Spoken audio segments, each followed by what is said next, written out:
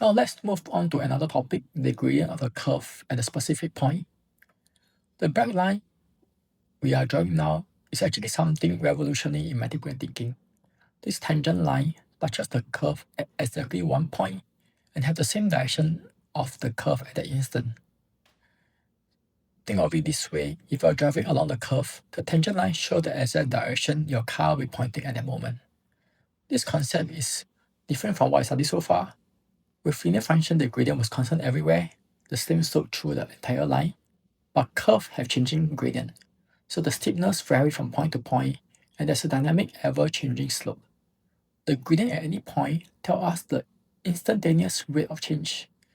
In real-world words, this could represent the speed of a moving object at a specific moment, the rate of growth at a specific time, or how quickly temperature is changing at a given instance.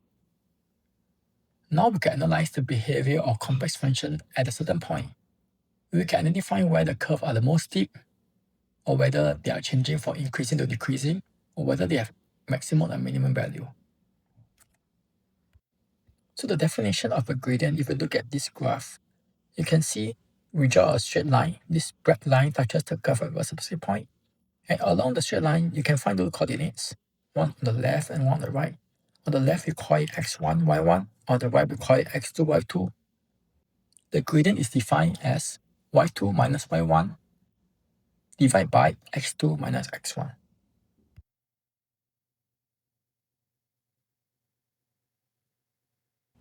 Let's take a look at this example. The gradient of line at the point x, we can call it as the rise divided by the run. The rise will be 5 minus 1, and then the run will be 6 minus 1. This will give us 6 divided by 5, that will be equal to 1.2.